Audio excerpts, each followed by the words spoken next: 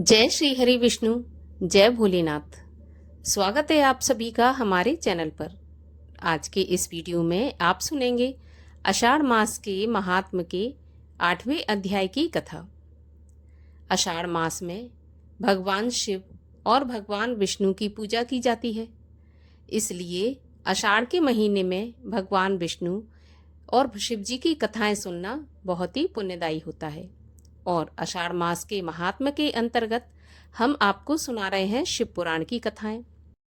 अभी तक अगर आपने 7 अध्यायों की कथा नहीं सुनी है तो चैनल पर जाकर आप 7 अध्यायों की कथा सुने, फिर आप 8वां अध्याय सुने, तब आपको 8वें अध्याय की कथा भी अच्छे से समझ में आएगी। इसके अलावा हमारे चैनल पर आपको सभी प्रकार की व्रत कथाएं भी सुनने को मिलेंगी। तो सभी व्रत कथाएं सुनने के लिए और हमसे हमेशा जुड़े रहने के लिए हमारे चैनल को सब्सक्राइब करके बेल आइकन पर प्रेस कर लीजिए। और आज की कथा अगर अच्छी लगे तो एक लाइक करके शेयर कर दीजिए, साथ ही साथ कमेंट में जय भोलेनाथ भी जरूर लिखिए। तो चलिए अब हम शुरू करते हैं आषाढ़ मास के महात्म के 8वें अध्याय की कथा। तब उन करुणाधार भगवान श्री सदाशिव ने मुस्कुराते हुए कहा कि ब्रह्मा, हमारे वचनों को ध्यानपूर्वक सुनो। तुम लोगों ने मोह में फंसकर परस्पर युद्ध किया, परंतु हमने तुम्हें अपने भक्त बनाने के लिए तुमको जानबूझकर लड़ने नहीं दिया और अपनी ज्योति को प्रकट करके अपना परिचय दिया, परंतु तुम लोग नहीं जान सके। इसके पश्चात हमने लिंग स्वरूप में प्रकट होकर तुम लोगों को दर्शन दिए, तब तुमने हमें पहचाना। अब तुम अहंकार व अपेक्षा को त्याग कर वह कार्य करो जिसके करने के लिए हम तुमको कहते हैं।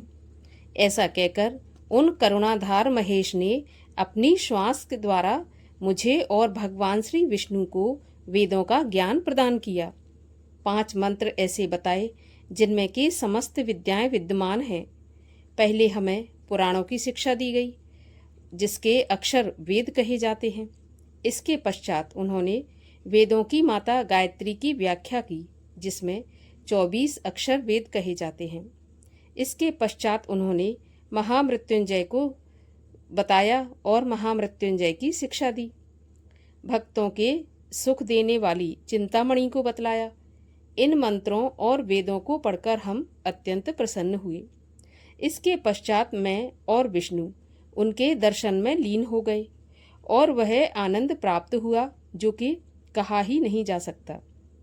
जो सुख सर्दियों में धूप से और कामी पुरुष को स्त्री प्राप्त होने से होता है, वही सुख हमें भगवान श्री सदाशिव के दर्शन करने से हुआ। भगवान श्री सदाशिव बोले, हे श्रेष्ठ देवो, मैं तुम दोनों की भक्ति देखकर बहुत प्रसन्न हुआ। तुम ब्रह्मा, मैं तुम्हें सारी सृष्टि का स्वामी बनाता हूँ। तुम प्राणियों की सृष्टि करो, और हे विष्णु, तुम सृष्टि का पालन करो और वेदों को देखकर मुझे पहचानो और उचित रीति से अपने अपने काम करो। वेद को मेरा रूप तथा वाक्यों को मेरी आज्ञा जानो। भगवान श्री सदाशिव की बात सुनकर हम लोगों ने कहा कि प्रभु, आप संसार में अवतार धारण करके हमारी सहायता करें, हमें पूजन इत्यादि की विधि बताएं। हम लोगों की प्रार्थना सुनकर भगवान सदाशिव ने प्रसन्न होकर कहा, हर प्रकार की चिंता को त्याग कर तुम स्वयं सुख भोगते हुए संसार को सुखी बनाओ। तुमने मेरा जो स्वरूप देखा है उसकी पूजा करो, उससे तुमको सुख की प्राप्ति होगी।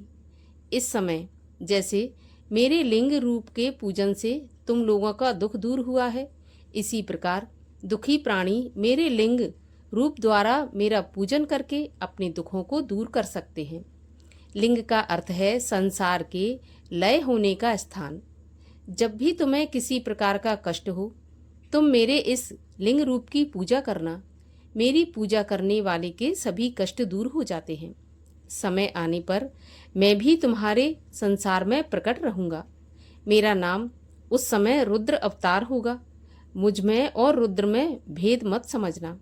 सारी सृष्टि में मुझे व्यापक समझना। कोई भी वस्तु मुझसे अलग नहीं है। इसके पश्चात भगवान श्री शिव ने उस गुप्त भेद को भी कहा जो कि वेदों में ही नहीं मिलता। उन्होंने कहा, मैं सनातन, शिवरूप, मूलभूत, सत्य जान और अनंत हूँ। इन तत्वों को जानकर सर्वदा मेरा ध्यान करना चाहिए और मेरे रुद्र रूप में तामसी गुण जानना चाहिए, क्योंकि यह वैकारिक है, परंतु वास्तव में तामसी नहीं है। अतः हे ब्राह्मण, अब तुम सृष्टि के कर्ता बनो और भगवान श्री विष्णु सृष्टि के पालक बने, और मेरा रुद्र अंश जो है वह सृष्टि का लय करने वाला होगा। और यह जो उमा नाम वाली परमेश्वरी प्रकृति है, उसी की शक्ति भगवान श्री विष्णु को लक्ष्मी और ब्रह्मा को वाग्देवी अर्थात सरस्वती के रूप में प्राप्त होंगी, और उमा स्वयं प्रकट होकर महादेव को अपनाएंगी। तीनों देव अपनी शक्तियों सहित मेरा पूजन करेंगे। मैं सबको चिंताओं से मुक्त कर दूंगा। अब तुम इन तीनों देवताओं के आयु बल को सुन लो।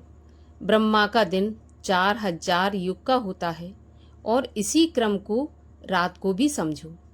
30 दिन का एक महीना और 12 महीने का एक वर्ष। इस प्रमाण से ब्रह्मा जी की आयु 100 वर्ष की होती है, और श्री ब्रह्मा जी का एक वर्ष भगवान श्री विष्णु का एक दिन कहलाएगा, और वह भी इसी प्रमाण से 100 वर्ष तक जिएंगे, तथा विष्णु का एक वर्ष रुद्र के एक दिन के बराबर होगा, और इसी क्रम से भी एक वर्ष तक स्थित रहेंगे। तब मेरे भगवान श्री सदाशिव के मुख से एक श्वास उत्पन्न होता है, जिसमें कि 6 उच्छ्वास और निश्वास का एक दिन पल, 60 पल की एक घड़ी, 60 घड़ी का एक दिन रात होता है। मेरे भगवान श्री सदाशिव के उच्च श्वास निश्वास अर्थात भीतर बाहर श्वास लेने की संख्या नहीं है। इसी प्रकार शिव का उत्थान अक्षय है। ऐसा कहकर भगवान श्री सदाशिव ने हमारे सिरों पर हाथ फेरा और अंतर्ध्यान हो गए। इस प्रकार आषाढ़ मास के महात्म के अंतर्गत शिव पुराण के 8वें अध्याय की कथा का समापन होता है। अगले अध्यायों की कथा सुनने के लिए चैनल को सब्सक्राइब करके बेल आइकन पर प्रेस कर लीजिए, और आज की कथा लाइक करके शेयर भी कर दीजिए। साथ ही कमेंट में जय भोलेनाथ भी अवश्य लिखिए।